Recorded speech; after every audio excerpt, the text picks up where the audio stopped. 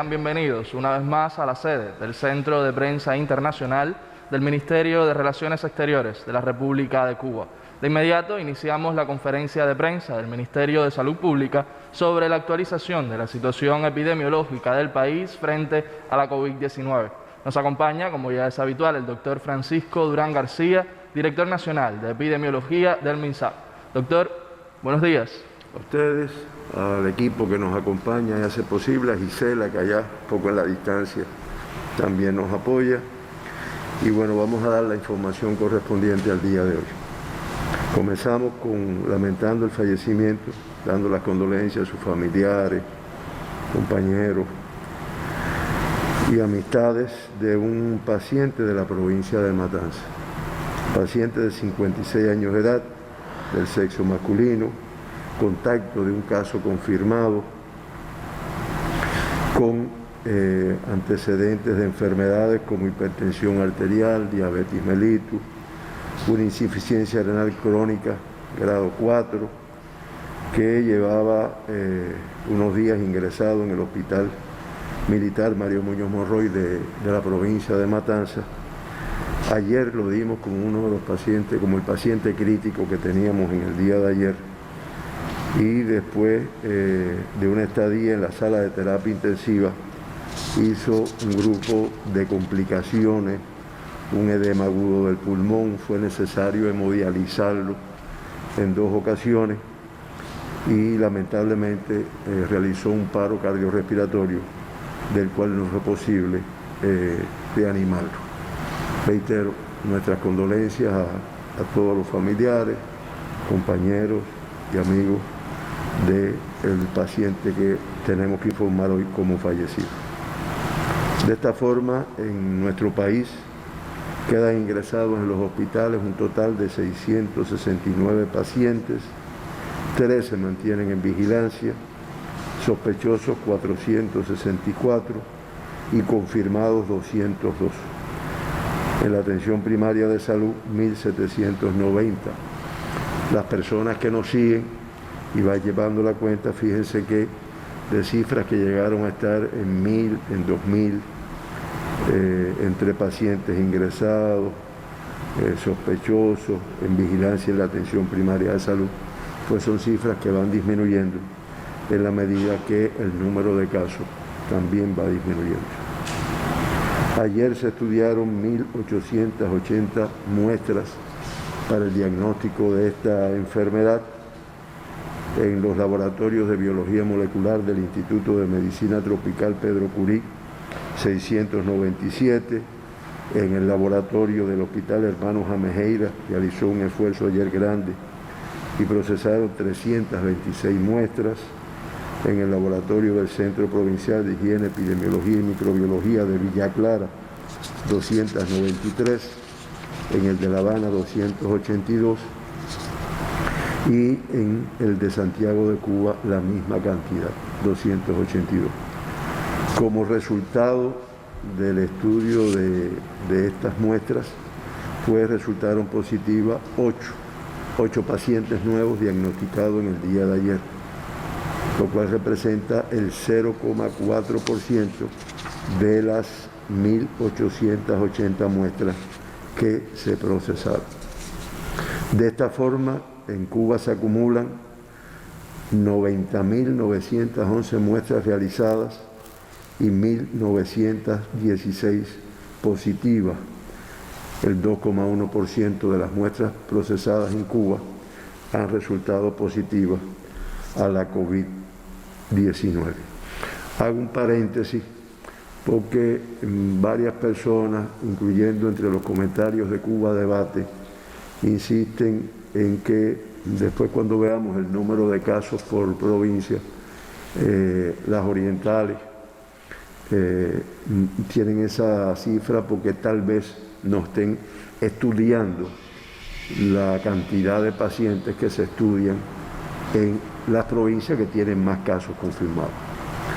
Eso vamos a traer el análisis de muestras procesadas en cada uno de los territorios y se darán cuenta de que no es así, porque se estudian en dependencia de contactos sospechosos riesgos epidemiológicos por personas que han llegado del exterior y es proporcional a eso. Lo que sí nosotros evaluamos es que no se quede ni un contacto sin estudiar, ni un sospechoso, ni un caso con una enfermedad respiratoria grave, ni un caso fallecido por una enfermedad respiratoria aún sin ser COVID, lo que está establecido en el protocolo. Eso es uniforme en toda Cuba. Hay provincias con más riesgo y otras con menos riesgo. Y hay provincias con más población y otras con menos población. Pero de lo que sí podemos decir es que en todas se estudia el número proporcional a estos grupos de riesgo que estamos analizando. Como dije, ya en Cuba se acumulan 1.916 personas con el diagnóstico del SARS-CoV-2 y de la COVID-19. De los 8 casos confirmados ayer, todos son cubanos, comportamiento similar a días anteriores, todos son contactos de casos confirmados, se acumulan 1.675, 89,3%, en los cuales no se precisa la fuente de infección, porque ayer todos son contactos de casos confirmados. Sin embargo, de lo que veníamos anteriormente, se acumulan 1.675, el 89,3%, que son contactos de casos confirmados. La epidemia de nuestro país, prácticamente el 90% de los casos confirmados han sido contactos de otros que anteriormente se había diagnosticado. Ayer todos los casos se pudo precisar la fuente de infección, por lo tanto se mantiene el acumulado de 69 casos, que es el 3,6%. Con fuente de infección en el extranjero no cambia, son 131, que es el 7%. 3 casos de los 8 de ayer son del sexo femenino, de esa forma se acumulan 936, el 48,9% de los casos de nuestro país son del sexo femenino y 5 en el día de ayer del sexo masculino, para un acumulado de 980, el 51,1%. El 50% de los casos positivos fueron asintomáticos, o sea, 4 de los casos confirmados, y ya de esta forma en Cuba se acumulan 958, que representan el 50% de los casos confirmados en Cuba han sido asintomáticos en el momento del diagnóstico. No se diagnostica a ningún niño, por lo tanto se mantiene el acumulado de 194 con una evolución estable, una evolución favorable, de los cuales ya 166 han sido de alta. El grupo de edad más afectado, de los 8 diagnosticados ayer, es el de 40 a 60 años de edad, con 6 de los 8 confirmados, el 75%, y por provincias, los 8 casos diagnosticados en el día de ayer, 5 pertenecen a La Habana, al municipio Habana del Este y 10 de octubre, con 2 cada uno, 1 al municipio Arroyo Naranjo y 3 al municipio Matanza, los 3 del municipio, a la provincia Matanza, perdón, los 3 del municipio Matanza. De los 1.916 casos diagnosticados con la enfermedad, se mantienen ingresados hasta anoche, a las 12 de la noche, 202 de ellos. 198, o sea, el 98,01% tienen una evolución clínica estable. O sea, disminuye el número de casos confirmados ingresados, teniendo en cuenta las altas que se han dado, las cuales vamos a mencionar, pero además hay que decir que el 98,01% de estos casos que están ingresados tienen una evolución clínica estable. Lamentablemente se acumulan 81 fallecidos, incluyendo el del día de ayer. Eso le da a Cuba una letalidad del 4,2%, se mantiene en la posición en el mundo del lugar número 15 O sea, hay 14 países que tienen una letalidad superior a la de Cuba. En la región de las Américas, la letalidad en la región de las Américas es 5,94% y 12 países de la región tienen una letalidad por encima de la letalidad de la región, o sea, de 5,94%. Siempre mencionamos los 2 extranjeros que se evacuaron y en el día de ayer se dieron 28 altas. Como se dan cuenta, volvemos a tener indicador favorable en la evolución, volvemos a tener más altas que ingresados.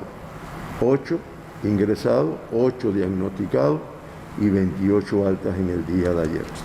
De esta forma, ya en Cuba, de los casos confirmados, 1.631, o sea, el 85,1%, se han recuperado, están de alta y incorporados a su actividad, aunque algunos todavía en la necesaria cuarentena que tienen que seguir después que son dados de alta clínica con el PCR negativo en el hospital donde se encuentran ingresados. Hoy se reporta, o hasta ayer se reportaba un caso crítico y 3 graves, la misma cantidad de críticos y un grave menos que el día de ayer. La paciente crítica es del Hospital Militar Manuel Fajardo de Villa Clara, se incorpora en el día de hoy, en el día de ayer, y los 3 graves, 2 son del Hospital Salvador Allende de La Habana y uno del Hospital Militar Mario Muñoz Monroy de Matanza. Sale del parte de confirmado de grave para de cuidado, una evolución favorable, una paciente del Hospital Militar Mario Muñoz de Matanza. Esta es la situación en Cuba.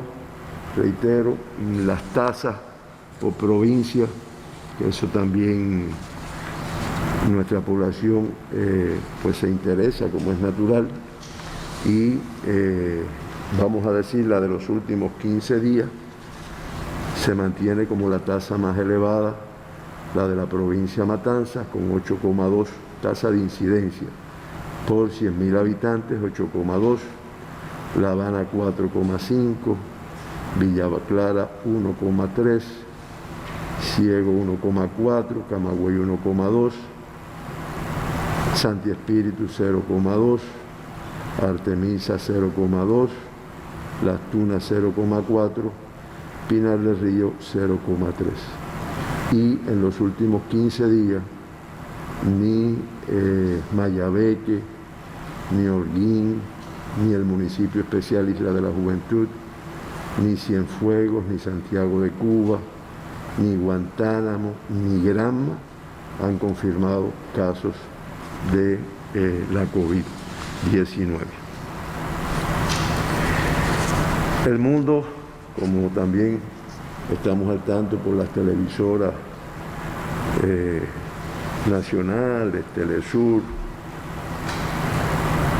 Rusia Today, la región de las Américas, en el mundo 185 países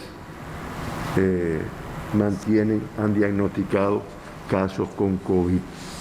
Ayer volvimos a precisar y se mantienen sin confirmar casos de la COVID Turkmenistán, Corea del Norte, Micronesia, ahí lo tienen en el mapa. Fíjense como en todo el mundo prácticamente se han confirmado casos de COVID. Es realmente una pandemia de envergadura y solamente Turkmenistán, Corea del Norte y un grupo de islitas que están ahí ploteadas en el mapa, o aparecen en el mapa, como es Micronesia, las Islas Marshall, las Islas Salomón, Tuvalu, Vanuatu, Tonga y Samoa. Son los países que no han reportado casos de COVID-19. Es un total de 9 países que representan el 4,6% de los países del mundo. Como ven, una gran pandemia con la magnitud y la extensión el número de casos y el número de fallecidos. La región de las Américas diagnostica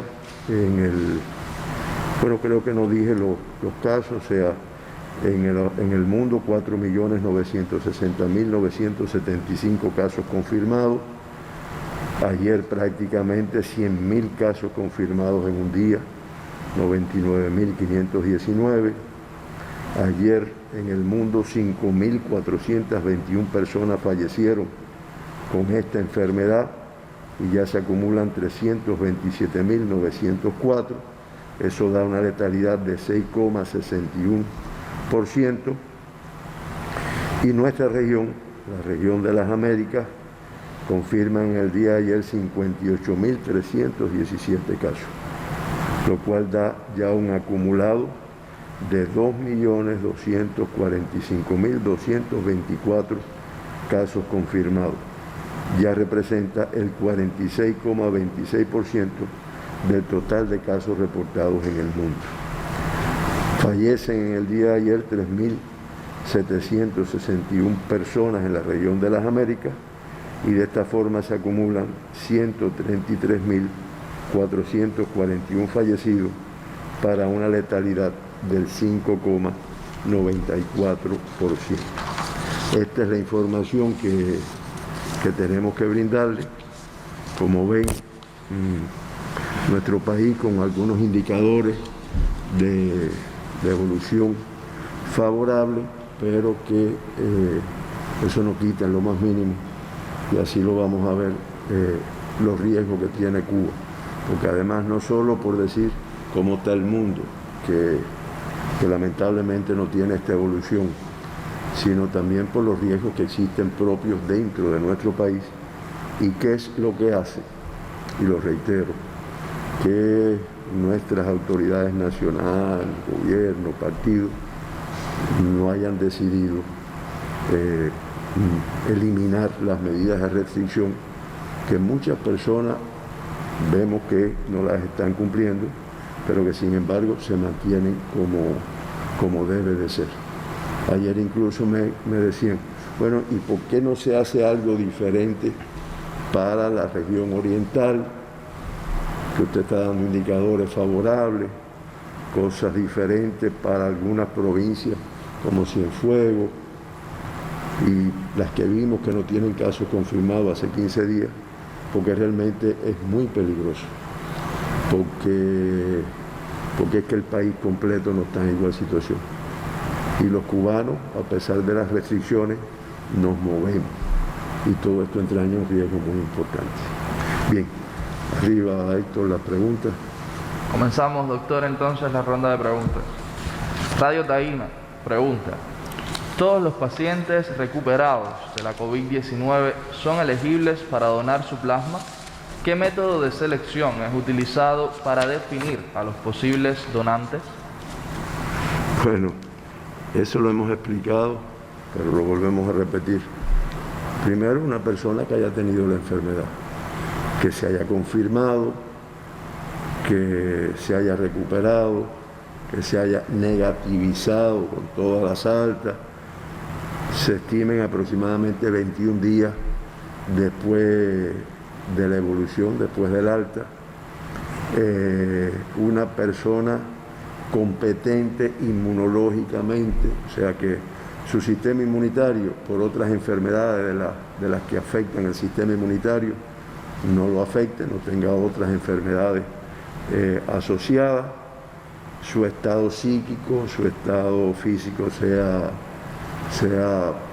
óptimo,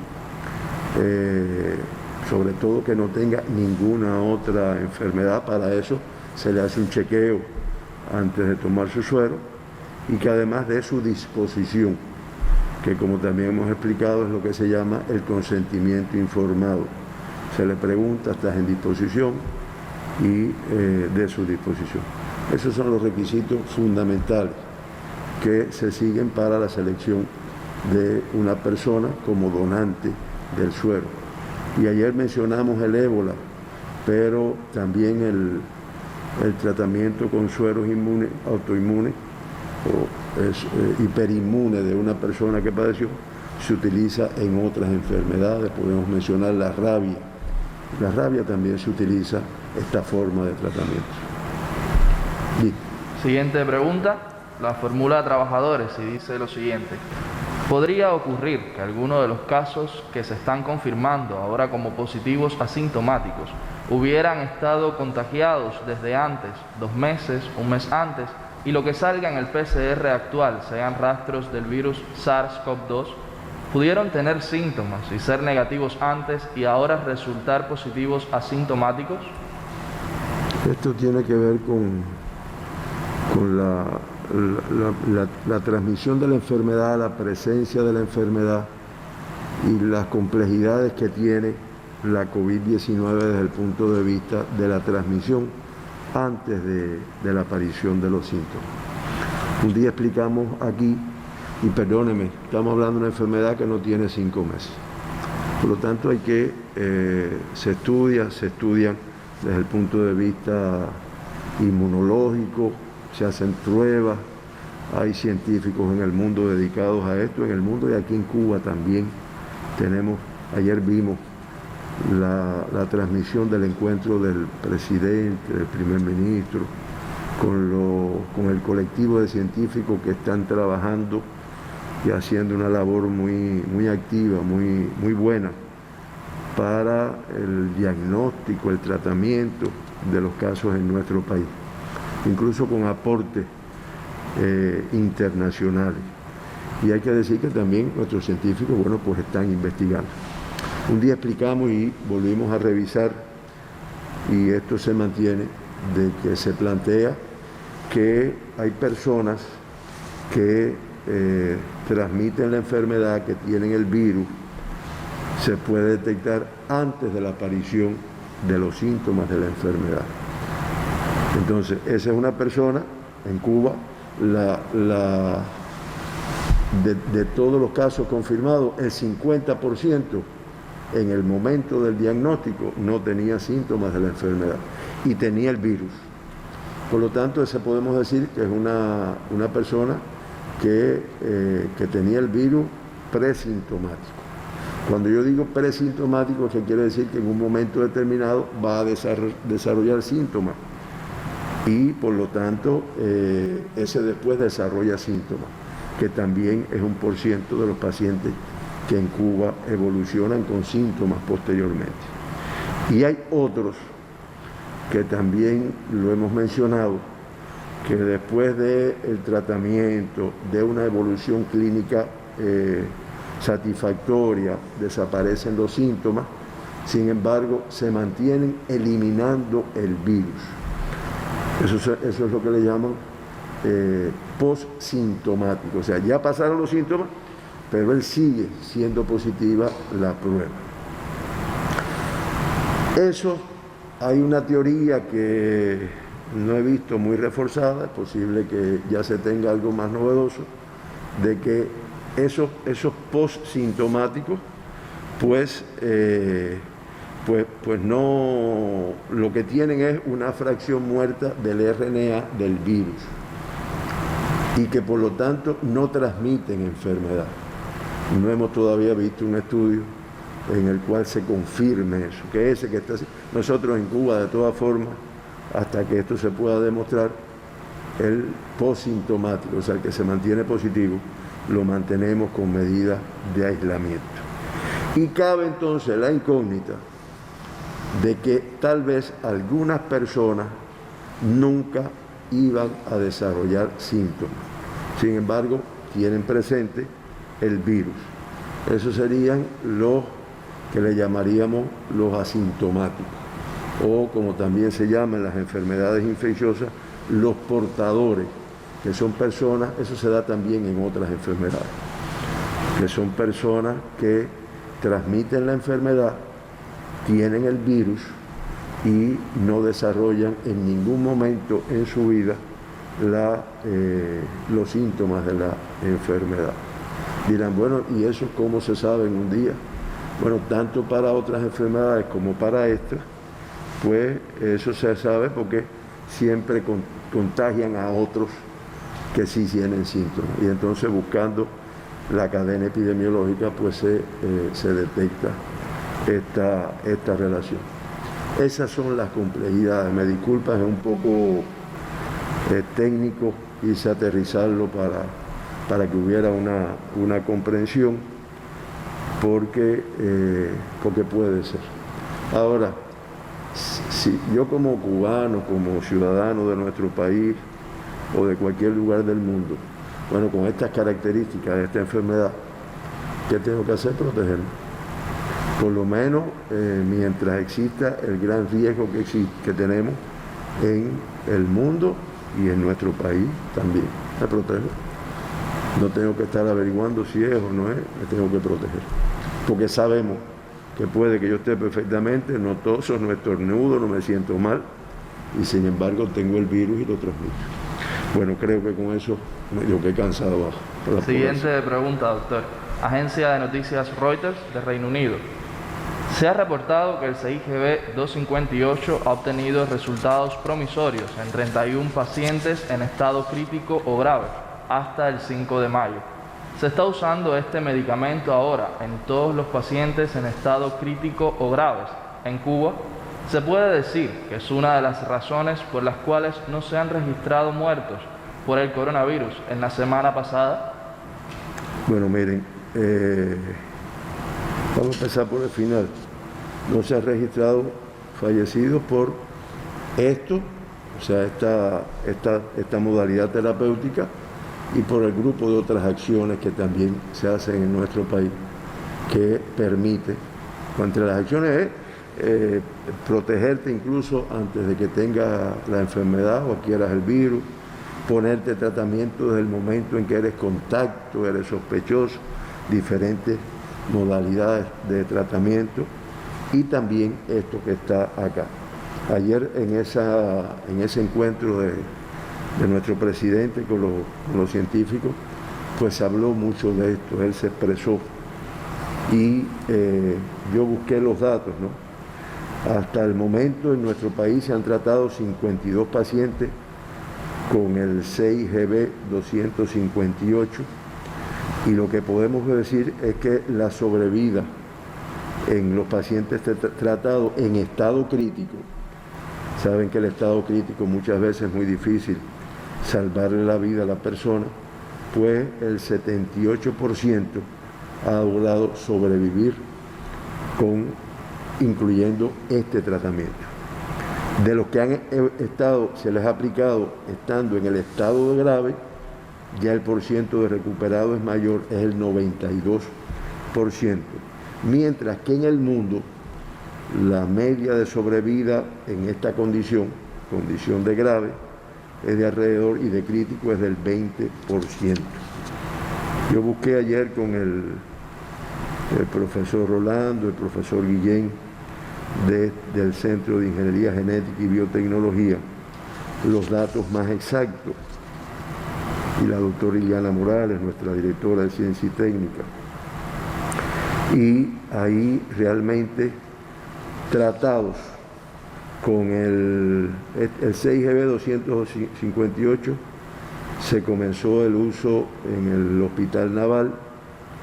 Todos estos productos están aprobados por el CECMED. El CECMED son las siglas del Centro Estatal de Control de Medicamentos y Dispositivos de nuestro país, que es el organismo regulador para poder aplicar alguno de estas modalidades terapéuticas nuevas, y podemos decir que ya con su aplicación el 78,2% de los pacientes críticos que lo han usado sobreviven.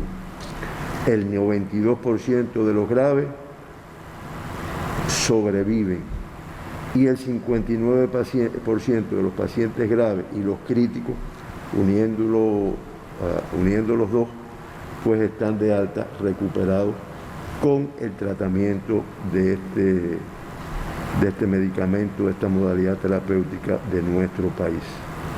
Hay otro anticuerpo monoclonal, que no lo preguntaron ahí, pero tenemos que mencionarlo también, que es de producción nacional de nuestro mundo, de nuestra industria de Biocuba Pharma, médico-farmacéutica, que es el anti-CD6, el itolizumab, que esto se ha aplicado también y el 80% de los pacientes graves pues han logrado sobrevivir.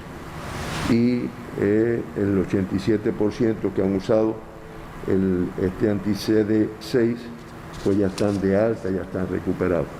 En resumen, son dos éxitos del potencial científico de nuestro país, que está dando muy buenos resultados en una enfermedad que todavía no se ha encontrado la cura, o un medicamento que la cure como tal, que se ensayan varias modalidades y que con estos datos que yo acabo de dar, pues evidentemente demuestran que tienen una efectividad muy importante, sobre todo en pacientes graves y críticos, que son los más difíciles de recuperar, de salvar, de incorporarlos a la vida.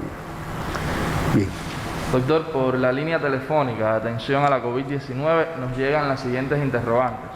La primera, ya usted adelantaba su respuesta en la intervención inicial, no obstante a eso, por si quedase algún detalle, volvemos a repetirla. Dada la baja incidencia de casos en la parte oriental en los últimos días, ¿en qué plazo de tiempo pasaría a la normalidad esta región del país? Bueno, eso se analiza. Yo creo que yo hablé aquí que como el plan de enfrentamiento de esta pandemia en Cuba tiene un carácter nacional, intersectorial, donde participan todos los organismos, cada uno en su actuación, presidido por el presidente, primer ministro, viceprimer ministro. Ustedes ven el chequeo diario que se hace, y la defensa civil ahí en su órgano, o sea, tomando decisiones. Pues todavía no se ha tomado ninguna decisión en cuanto a disminuir las medidas de restricción. Sí se están haciendo análisis de qué pudiera hacer, qué pudiera abrirse, dónde pudiera abrirse, y el día que eso se tome una decisión, pues se informará. Ahora, la pregunta, bueno, ¿y por qué no se abre, que creo que lo vimos ahorita, la región oriental, algunas otras provincias? Porque todavía el riesgo es muy elevado. Todavía el riesgo de personas infectadas en nuestro país, para no hablar del mundo, en nuestro país es elevado. Y en esa provincia, incluso en muchas de esas provincias, tienen medidas, ustedes dirán, no, pero no tienen todavía medidas más férreas que las que en otros lugares, porque ellos preservan mucho, como es natural, que se mantengan negativos a la enfermedad.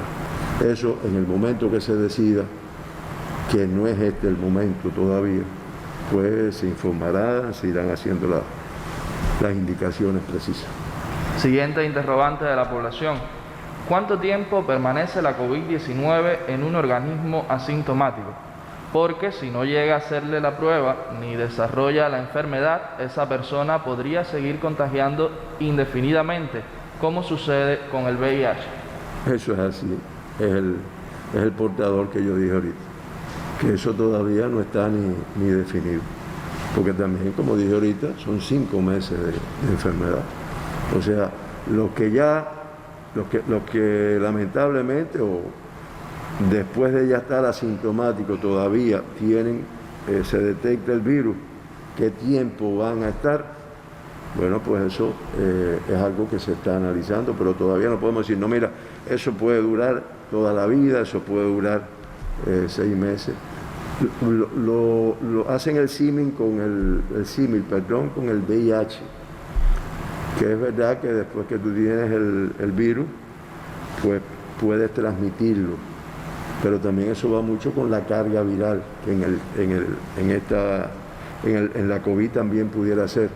O sea, yo tengo VIH, pero yo tengo mi tratamiento con los antirretrovirales, yo mantengo mi carga viral, no detectable, o sea, en cifras muy bajas, y la posibilidad de transmisión que yo tengo es menor. Eso no quiere decir que uno tiene que protegerse, pero es menor. Ahora, ¿esto cómo va a ser en COVID? Todavía se está definiendo. Así terminamos la ronda de preguntas, doctor. ¿Alguna última precisión? Sí, ahí también a través de Cuba Debate y personalmente la población quiere información en relación con el estudio nacional de cero prevalencia y prevalencia de la COVID-19 en nuestro país. Porque este es un estudio que incluye todas las provincias de nuestro país, tiene una selección en esta primera etapa de 70 municipios. Eso es un diseño que se hace como se hace para todas las investigaciones, de forma tal de tener una muestra representativa, que los resultados que yo tenga de ahí, pues yo puedo extenderlo a toda la población. Y puede que mi municipio no tenga, o sea, en mi municipio no caiga dentro del diseño del estudio. Por lo tanto, no se hace ahí. Por eso es que tal vez, estoy diciendo, 70 municipios son los que caen en el estudio en esta primera etapa. 260 consultorios en la segunda y 1.300 viviendas en la tercera. Por lo tanto, se irá incrementando. Pero siempre habrá municipios en los cuales no se hay. Ahora, de esta primera etapa, del total de familias seleccionadas, en 1.314 ya han concluido la evaluación integral de las mismas. Estamos hablando del 93%. De las 3.763 personas a estudiar, ya se tomó la muestra a 3.596. Y de las 2.429 PCR que se le hicieron a estas 3.596, estos son datos del día de ayer, pues también, como ha conocido nuestra población, 3 han resultado positivos. Recuerden el caso de Las Tunas, en Manatí, el otro caso era de Pinar del Río, en Mantua, y el otro caso es de aquí de La Habana, que también se confirmó. Entonces, ¿existe riesgo o no existe? Existe riesgo y esto se irá extendiendo. Dirán, bueno, pero entonces no van a saber en todos los municipios de Cuba. No, es que esta es una forma de estudio que además hay que decirlo, son estudios costosos que no todos los países lo hacen ni lo pueden realizar y que contribuyen. Ahora nosotros, este es el estudio poblacional, un estudio de cero prevalencia y prevalencia. Pero hay otros estudios que se hacen en Cuba, como parte de la vigilancia normal. El pesquisaje, los casos con respiratoria, todo lo que se conoce, contactos, sospechosos. Hay otros grupos de riesgo que se estudian, ese sí se estudia en todos los municipios, en todas las provincias, con las posibilidades de detectar la enfermedad. Es lo que yo pudiera decir y anoche el viceministro Alfredo, en una reunión que estábamos, me mostraba algo que le pasaron por el celular, con una imagen del año de septiembre de 1918, ¿no? Y describen que en esa época, en esa fecha, ya se dio como terminada la cuarentena de la gripe española, que fue una de las pandemias que han existido en el mundo y que afectó y le causó la muerte a millones de personas. Y hay que decir que en esa fecha, la foto y el ejemplo que ponen es de Filadelfia, en los Estados Unidos, cuando se hizo la declaración, 200.000 personas salieron a la calle. 4 días después, las camas de los 31 hospitales que tenían en aquel momento en Filadelfia, colapsaron las camas de los hospitales con la cantidad de casos que se contagiaron en ese momento. Y alrededor de 4.000 personas fallecieron en los próximos días. De ahí el ejemplo un poco ilustrativo de lo que pudiera pasar ante la insistencia de la población de no cumplir las medidas por una discreta mejoría. Y concluye que aquellos que no aprendan del pasado están condenados a repetir la misma situación. Sabemos que ni nuestro Estado ni nuestro partido va a permitir que esto se dé en nuestro país, y lo que llamamos la atención a toda nuestra población a seguir cumpliendo con todo lo que está establecido.